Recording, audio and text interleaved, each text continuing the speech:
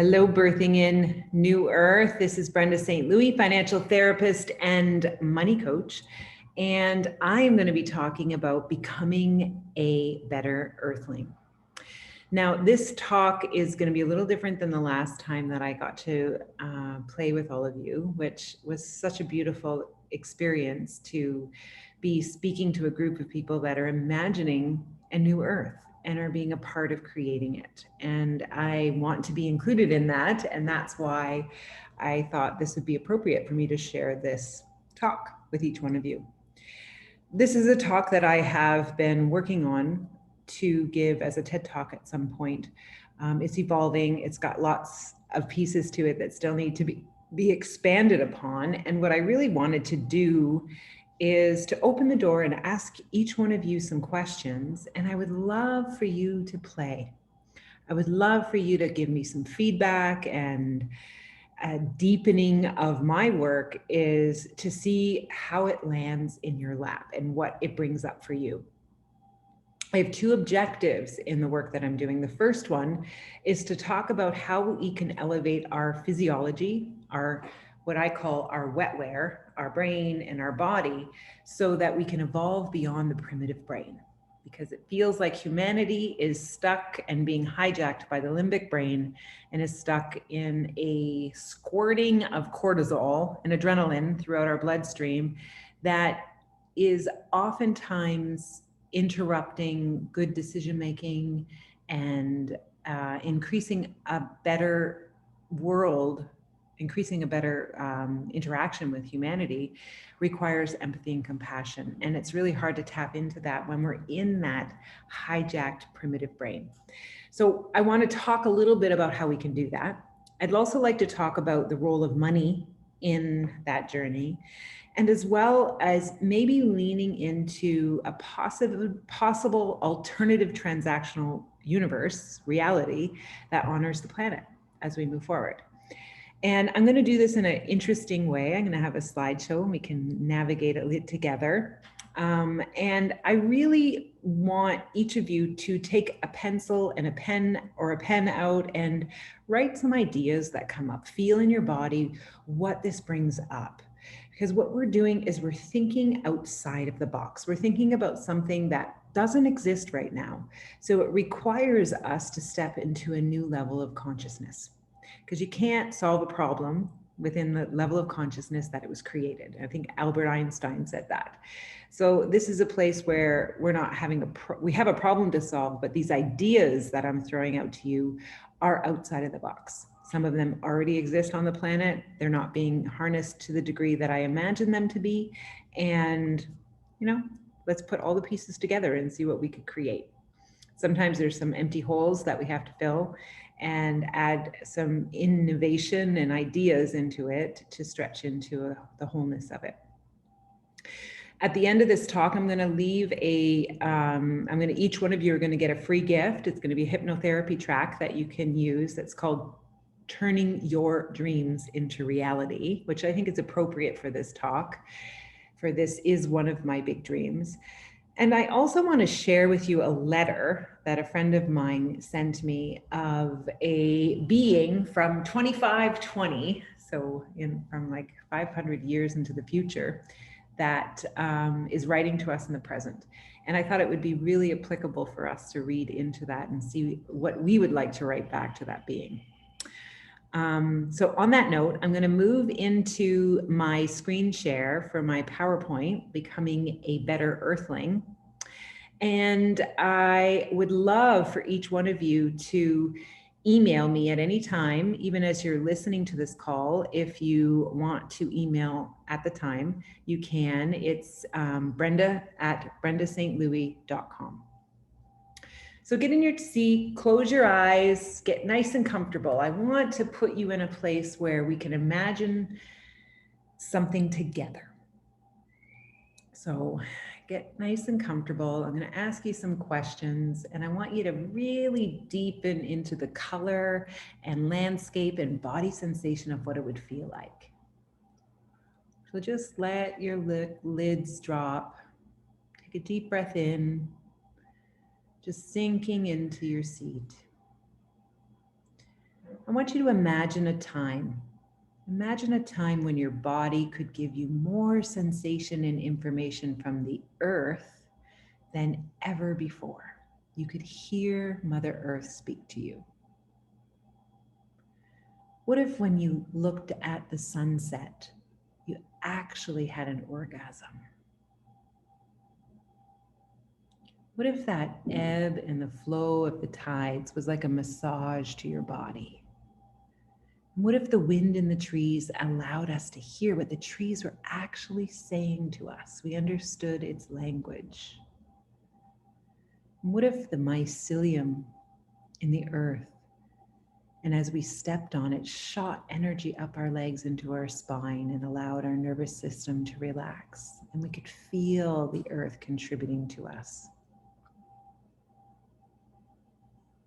And what if you got heartburn when there was an earthquake? Or you felt nauseous when there was a hurricane?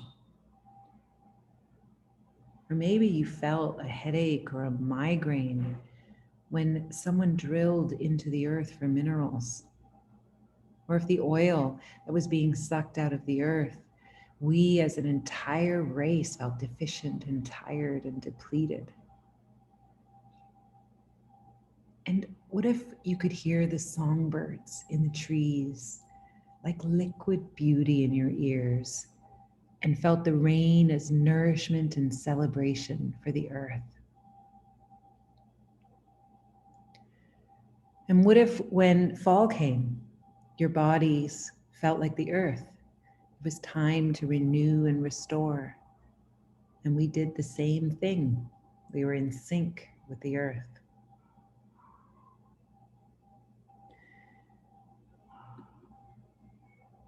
What I want to explore with you today is, it's my idea, my dream, my contribution on how to become a better Earthling, and fast, because I do think we have to move the needle a little faster.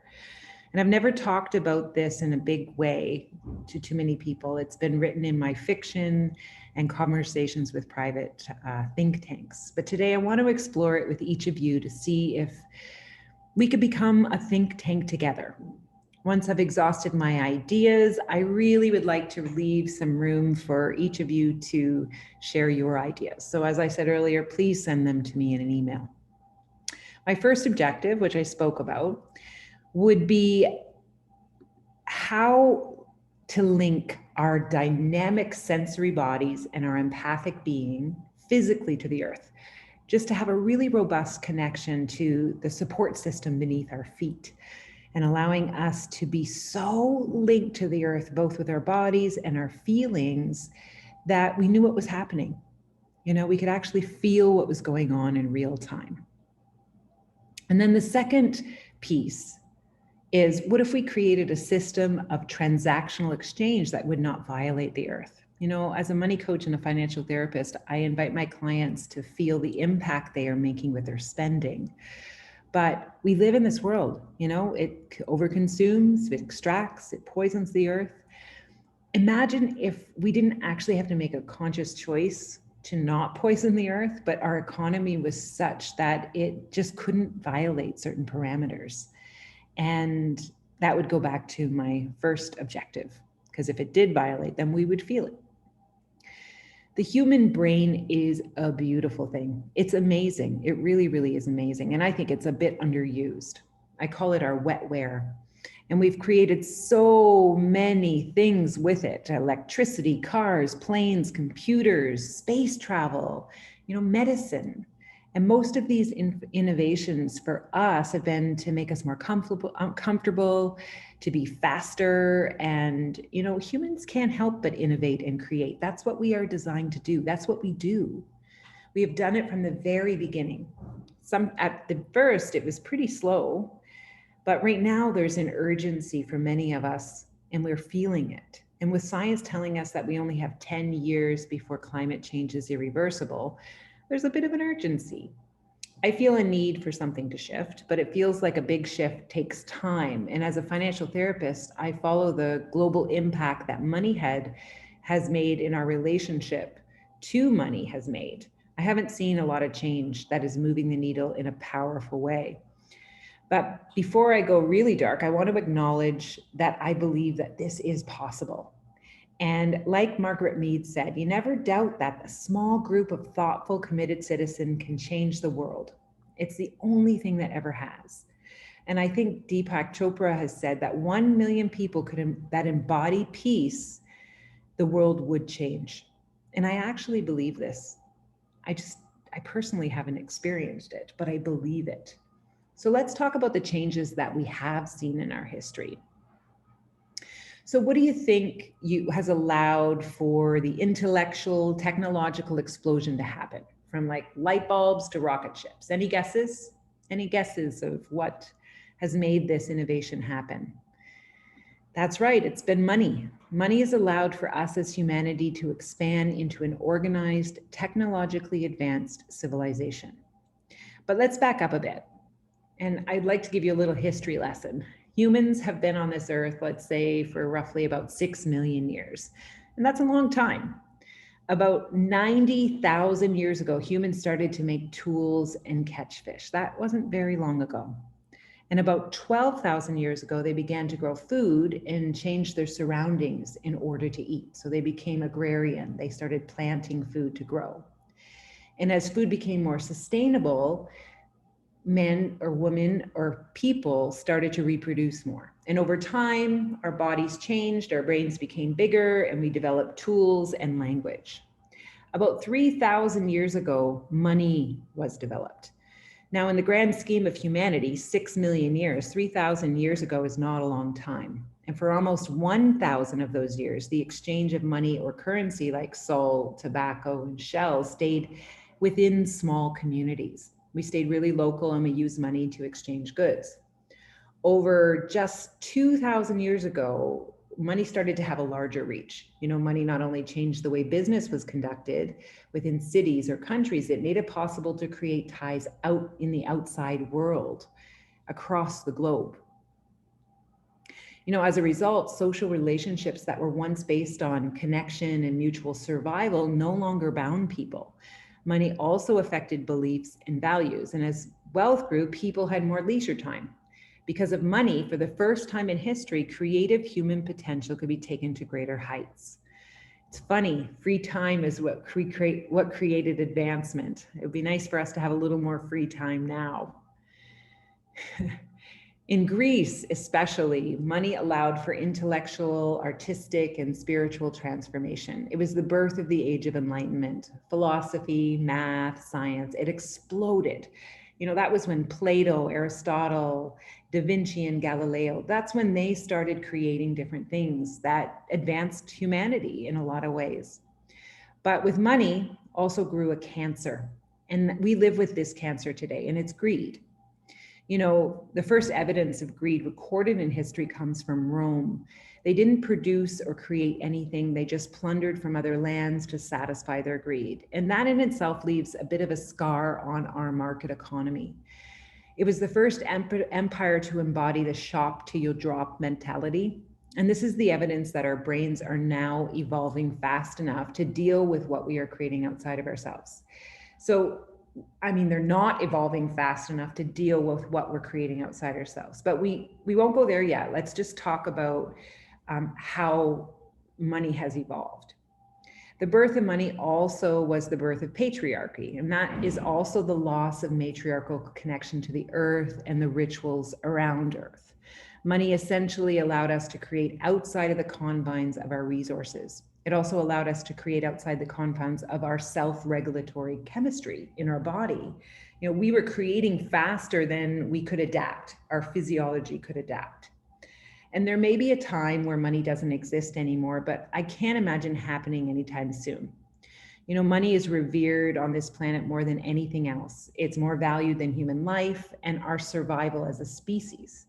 But remember, it was money that allowed us to innovate and create our ability to connect across this earth as one human race. It is money that has allowed us to live longer and healthier through medicine, clean water, intellectual collaboration. Money has connected us. It's created some amazing things and disconnected and created some very destructive things. I see that interacting with commerce in a different way could be powerful. It could be a powerful move in the right direction. I would also like to explore how we can use this big energy of money to create change. But first, we need to lay some groundwork. Part of that groundwork includes using technology to basically upgrade our wetware. We have an incredible tool within our body that has been forgotten, and it's lagging behind. I think we as a species have forgotten that we are part of something much bigger than just our innate desire to create and expand. We are connected to this earth, and we no longer know how to feel her. You know, there's evidence all through the animal kingdom, which is part of us, I might add. We are animals too, that have the ability to feel and perceive what is happening with the earth. You know, during the tsunami, the elephants pulled out their stake, they ran to the high ground, and people ran to the beaches to collect the fish.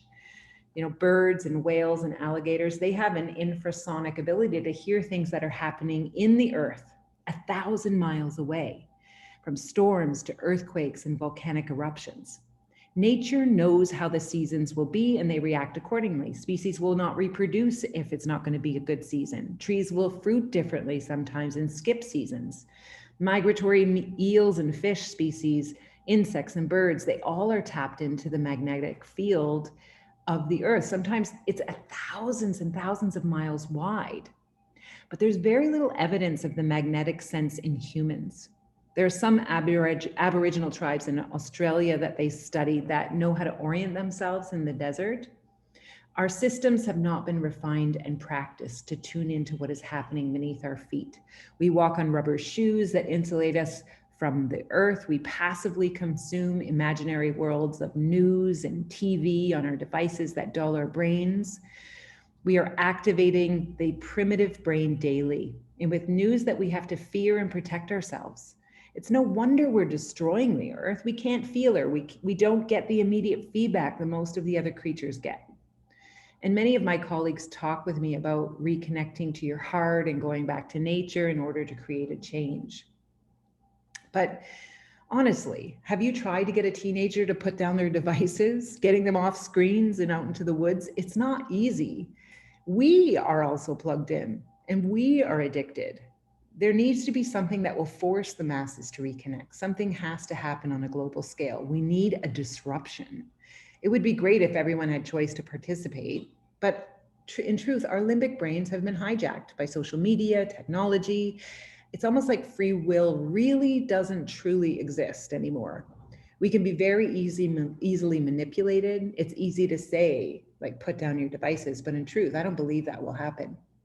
That's why I'm interested in using technology for this purpose, using the money systems to create a pivot. I don't have the answer here, but I have some really out-of-the-box ideas. And what I'm interested in is the human brain. We have a very ancient reptilian brain, part of our brain, that is designed to keep us alive. For some of us, really stressed out people, or our reptilian or vigilant center in our brain is on hyperdrive, reacting, overreacting, unable to regulate the systems of the body. This makes such for irrational, fear-based, and reactive outcomes. I'm going to kind of talk a little bit about this primitive brain because it is one of those things that we just accept. We think that, well, that's the way it works. That's the way our brain is designed. And no one actually thinks that we could do something different. Not everyone. There are people that do, and we're starting to have neuroscience and brain science that is proving that we actually can change the brain and there's plasticity in the brain. But most people feel like, you know, it's our primitive brain that keeps us safe. It tells us lies. It reinforces our insecurities. It will selfishly ignore logic and only want safety. If our primitive brain, it's the one that fears that we're not enough or we don't have enough, and survival at all costs, no capacity to see the bigger picture. When you're in that fear place, you can't see a bigger picture. It's an addictive loop of more is better and my value is measured in what I own. Many of our anxiety disorders are because we have not learned how to self-regulate, and we're squirting adrenaline or cortisol in our blood really fast. The best pharmacy on the planet, and it's being robbed, it's being hijacked. Just think if the toilet paper hoarding during the pandemic, or even you couldn't buy a personal handgun in the US when the pandemic first started. You know, a country that fears for their lives on a daily basis. You know, our primitive survival instincts contribute to this cancer that we talked about earlier called greed.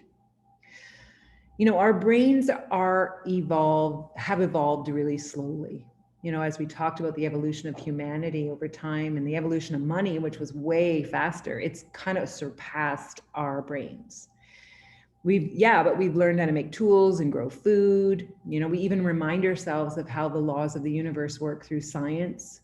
We can explain molecular theory and nuclear fusion.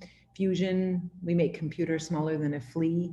We're pretty smart, right? We could do all those things. There are also people that are leading the way of change and connection. There are movements and leaders that are speaking out for a different world. If we like those people on our Facebook feed, we will feel inspired that something is changing, or that the kids are coming out in a different way and they'll be part of a different world. I've heard about the kids coming in a different way that are going to change the world for 30 years. When we surround ourselves with those people, those ideas, we start to believe that change is happening.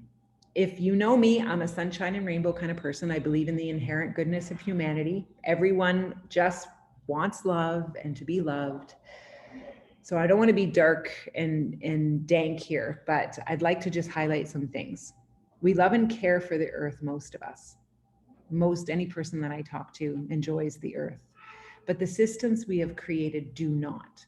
The infrastructure of money and manufacturing does not honor sustainability and equality.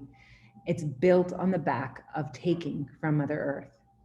Nothing seems to be penetrating the industrial financial complex. If change is happening, it's slow, no matter what your Facebook feed says.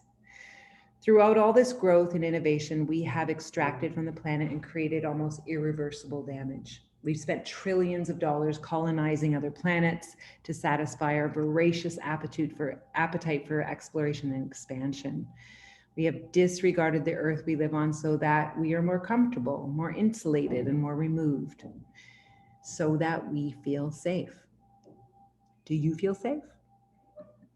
You know, researchers believe that our brains have actually shrunk by 3 to 4%. Some speculate that's because intelligent people are having less children due to technology. You don't actually have to be smart to survive. So everyone survives, and we're not using our brains the same way. I think they atrophy. It's all conjecture, I might add. Nevertheless, as a species, we're not evolving this very beautiful and complex apparatus. We may actually be devolving it. We can't remove the parts of our brain that are primitive, but we can manipulate and teach it to evolve. We can have since we've been limbically hijacked, we need to get back online and in control of the pharmacy we are releasing into our body. Our brain can manufacture chemicals to enhance so much of our potential. We just need to stimulate appropriately. Our brain learns and creates patterns and meaning. We just have not been creating the right curriculum for its optimal. And as a financial therapist, I work with people every day that make very illogical choices with their money. But when we unpack the motivations around them and their actions, they make absolute emotional sense.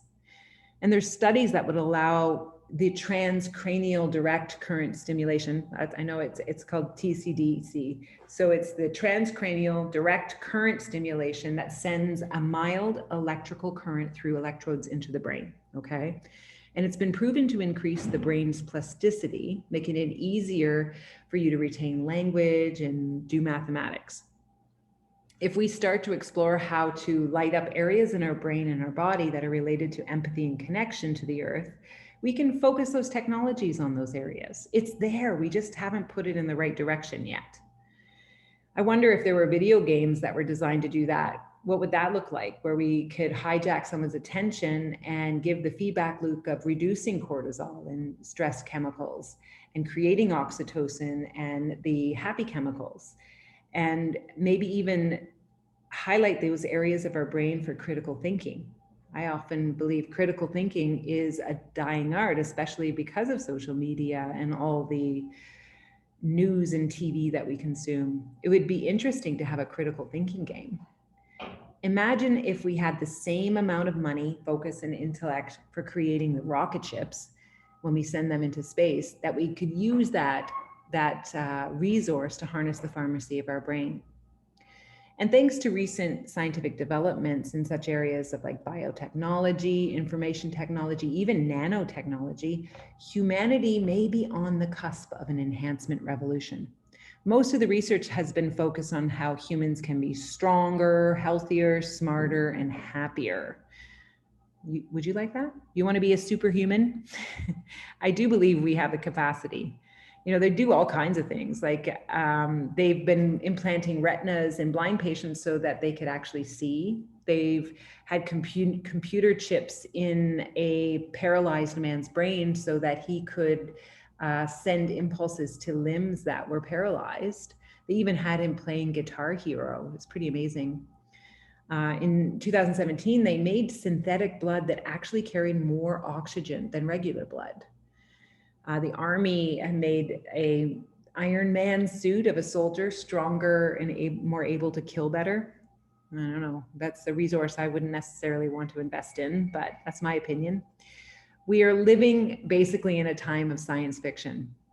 You know, for those that support human advancement are what we call ourselves, are transhumanists, you know, humans transcending themselves. I guess that's what I would call myself, a transhumanist.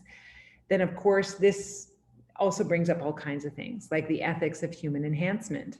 You know, there's always things that need to be discussed. And that's why I've created this think tank. Science is in the early stages and we're so captivated by it. You know, there's so many top grossing films and superheroes with extraordinary abilities. You know, human enhancement is in the zeitgeist. We're all kind of hearing about it, and expanding our capacity can begin with the brain. I know that cognitive enhancement happens a lot of times with drugs like Ritalin for ADD or Modafinil for narcolepsy. They all improve like that focus and memory, or nootropics, which are more natural and they help cognitive functions, memory, creativity, and motivation, usually in healthy individuals. The thing is, they don't really do a lot of studies about them on healthy individuals. This planet would have to be really sick before they put money into that. To dramatically augment cognition would probably involve computers and information technology, you know, basically making us cyborgs or having a computer brain interface. But I don't know, for what end would we want a computer in our brain when we have the best computer there is in our brain and we haven't optimized it? So being smarter hasn't also helped human race. It's just kind of pushed us closer to extinction. When you talk about superintelligence or cognitive enhancement, most of the time you think about the whole healthier, smarter kind of, or even happier, like you're squirting like some kind of hormones into your body to keep you happy. I think what we need to learn, and another area of human intelligence that needs to upgrade, is empathy and connection. That is the atrophied center in our heart and brain that no longer links up to the earth. We're so disconnected to the planet that almost every scientific breakthrough has happened on the back of her.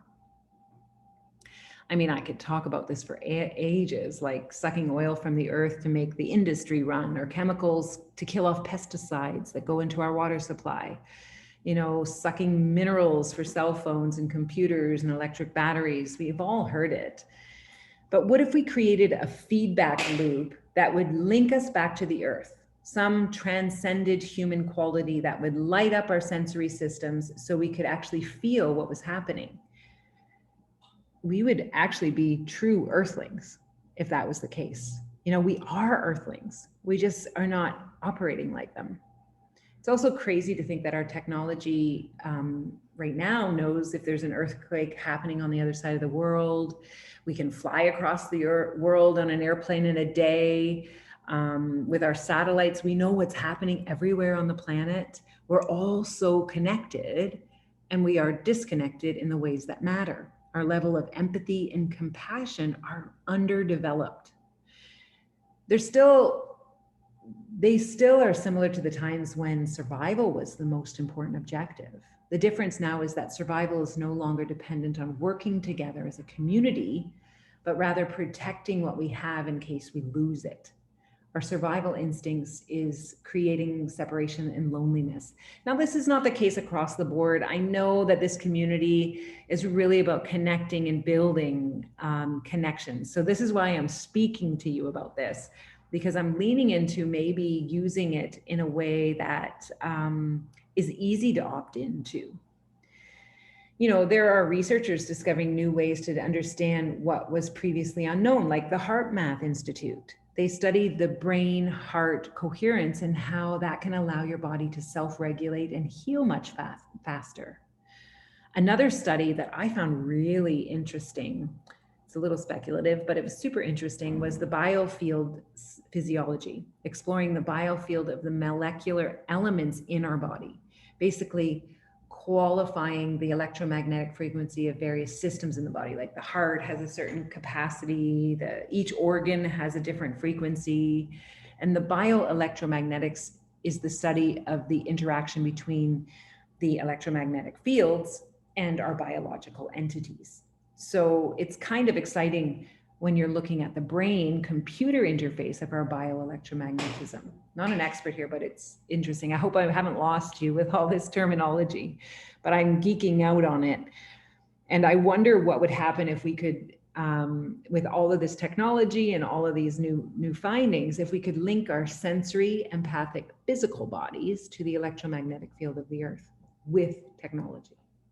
And that's not implanting electrodes or AI features into our body, but actually somehow harnessing our ability to create a better connection. Like almost like creating a translation system or another language that all of us understand.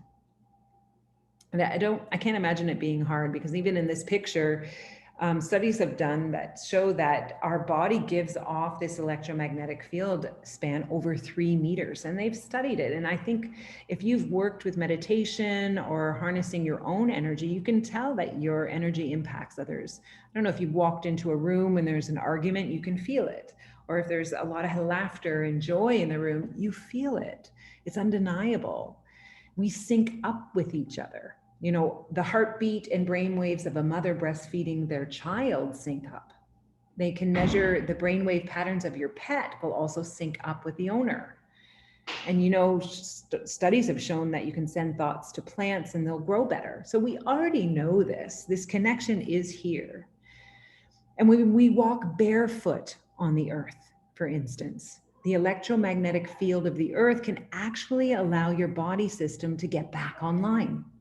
You know, studies have shown that food sensitivities and environmental sensitivities, painful joints and headaches, are alleviated with just 1 hour a day with your feet in the grass. Doesn't that make sense? Seems like a no-brainer, no pun intended. It's kind of hilarious to me that we have to have science to prove this, because we've all felt the impact. But if that's what it takes for us to measure it, for us to believe it, then let's do it. You know, we want everyone on board. Now, this is what I call a true earthling, living connected to the earth.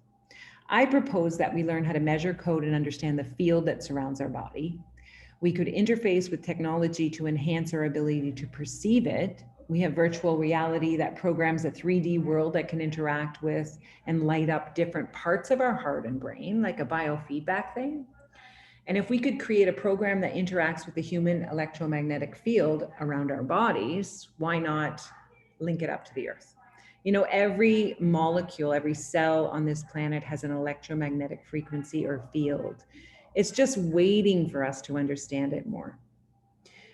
You know, actually, it will connect us, but not completely, as I imagine possible. We could walk bare feet, but I feel like because we've spent so many decades and centuries not activating this amazing organism, that I think our somatic body could connect deeper and faster if we use technology. It's not just about getting out there and connecting with the earth, but you should do that anyway.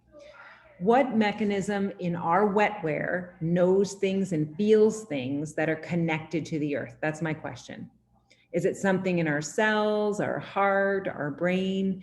If an area in our system that can connect to the earth can be taught to be more receptive and more sensitive, wouldn't that be cool?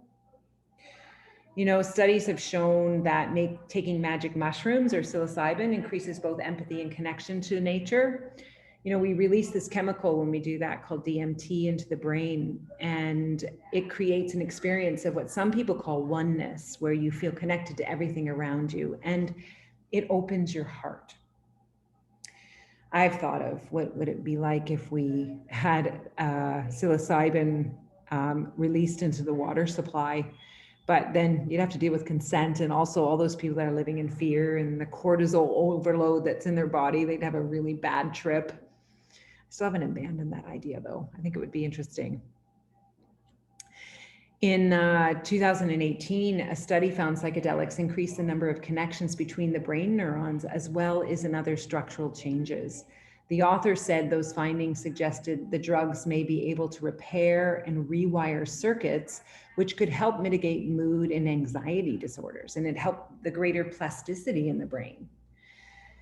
I have to admit, I'm a bit of a magic mushroom explorer. I've used this medicine to unpack a whole lot of stuff in my work in my life. So I would like to focus not just on the psychoactive parts of the mushroom, but actually the animal itself. You know, it's classified actually more as an animal than a plant. Did you know that? You see, magic or mushrooms, not just magic mushrooms, but any mushroom, they are the fruit of what is called the mycelium. And that's the network of thread that's underneath the earth below the mushroom. It's that white stuff you can see sometimes in the soil. The real organism is huge. And did you know that the largest living thing on the planet is a fungus called humongous fungus, and it covers 4 square miles of the forest in Oregon? The thing about mycelium is that fascinates me is that it also is a network that communicates underground. It has threads that can talk to trees miles apart and relay messages to other trees and species. It can transfer water, carbon, nitrogen, and other nutrients and minerals. Paul Stamets, one of my favorite mycologists, calls it the wood wide web. I'm not sure if he coined the term, but he uses it a lot. Just imagine if the internet or the World Wide Web and the Wood Wide Web could talk. Curious how that would factor into my plan. You know, the mycelium network is a main character in my book too. How do we harmonize this cancer of greed or overconsumption, which I talked about earlier? Is greed just a byproduct of our primitive brain? Is greed just an imbalance in the biological and physiological framework of this society? Is greed the disease that's killing this earth? Is it the pathogen that we need to address? Curious. I think it's an interesting perspective. And I'm going to show this slide just because he seems to embody it. Sorry if you like him. What if our immune system could evolve? Right now, it's a fight and attack immune system. When there is something we see as foreign in our body, we destroy it with blood cells. Basically, we kill and devour and expel. We do that with almost everything we fear. War, racism, capitalism, all seem to have that kind of immune system. It's based on destruction and violence, really. But what if we could harmonize and neutralize with our immune system? What if when we shift the chemistry of the disease with our innate ability to create something different, we could create balance? Take the disease of foreign substances and neutralize it. What if the chemistry of our pharmacy of our body could produce the right elements of serotonin, testosterone, epinephrine, cortisol, so that we could self-regulate on the spot? What if we had such a facility with our brain that we can neutralize impulse and unconscious reactions, literally become the masters of our wetware? That is what evolution is really about, isn't it? To make us more comfortable and more efficient. We could have VR headsets that allow us to train our body to self-regulate, not games to blow up shit. We could have visual monitors that let us know what our brain is doing, a biofeedback loop, kind of like something you learn in school. As a kid, I grew up seeing miracles happen. As a Catholic, my mom was a nun before she got married, of course. And we would go to these prayer masses, and people I'd known my whole life in a wheelchair stood up and walked. I saw growths that were on people's bodies just fall off. There was nothing that I didn't believe was possible. And I still feel like that. Harmonize and neutralize seems the energy around miraculous things. It's also the energy of love. When you amplify love and gratitude, judgment and separation disappears. It's even possible for us to, as a race, to link up to the earth. Well, my question, I'm going to reframe that. Is it possible for us as a race to link up en masse? Well, we do that all along. We're globally connected. I believe in the impossible, and I really don't think this is impossible. If we had the amount of intellectual power focused on this directive rather than nuclear fusion or space travel, we would be so much closer. All right, so there are things to consider. There are a ton of factors that are in the way of this dream, this vision of what I'd like to create. And the first one is buy-in from people. Why? That's why the water supply idea with the psilocybin sounded like a good idea to me, but I get it. It's not consensual. The pain we are always trying to avoid, everyone is. Who wants to feel what we're doing to the earth? I personally wouldn't. And the fear of someone taking control of us. Sometimes people think this technology, if we give it too much power, it will take control over us. And of course, what's in it for me? That's a big one for a lot of people. They're all very valid points. We also need more philosophers and experts in ethics and human behavior. Lots could go wrong, but lots is already going wrong, and lots also could go right. So that's why I want to explore how we can accelerate this connection. What do we have to lose, really?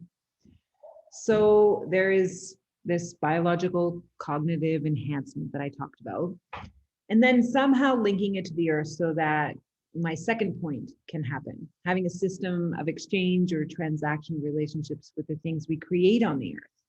There are so many people that have imagined a more sustainable way of interacting. Brilliant minds. Kate Raworth is another one. She's presented this concept of donut economics to the UN, to the World Health Organization, to IMF, to all of it. Amazing. And this setup is the various needs of people and how they can stay to meet those needs, how they have to stay within the boundaries of the Earth's ecological ceiling. And when we overshoot, what can happen and what is happening. I get there may be so many frameworks and brilliant ideas on how to create a different way. But the thing that I'm focusing on is gotta go faster. It's a little slow out there. And I propose that if we felt more deeply as an entire race, then things would shift faster. I imagine an economy that is absolutely transparent. It wasn't capitalist nor socialist. It was an eco economy. The objective was Earth first, then us. So that was what a lot of the talk about my first objective was. But I want to spend a little more time on my second objective, creating an eco economy, a transactional world that doesn't violate the earth. Have you heard anyone out there of cryptocurrency? Do you know what it's built on? Yes, it's called blockchain. Now, blockchain is kind of interesting. It's a brilliant creation. Some anonymous person or a group of people created it. No one really knows who it is. It's kind of feels very sci-fi that it was so clandestine.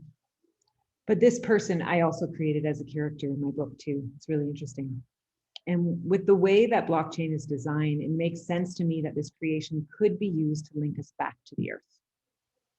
Blockchain is, in its simplest terms, it's an open distributed ledger that can record transactions between two people efficiently and in a verifiable and permanent way. It's managed by a peer-to-peer network and requires a consensus of that network's majority for it to be altered in any way. So no one can change it unless everyone agrees. It's not governed by anyone other than everyone within the ledger. So let's say, for example, cryptocurrency was directly connected to the resources on the earth. And you can do that, like in an Ethereum blockchain, you can create a coin that is related to data, because you can enter, what ifs or AI algorithms in the system that doesn't violate certain data criteria that you enter into the system. So let's say we added that and it can't violate Earth's planetary boundaries or deplete resources or overconsume. So you could instill parameters within the transactional ledger that had to comply. So now you have this transactional system, the finite resources of the earth, and your physical body all connected. Voila, easy peasy, lemon squeezy. Can you see it? I can see it.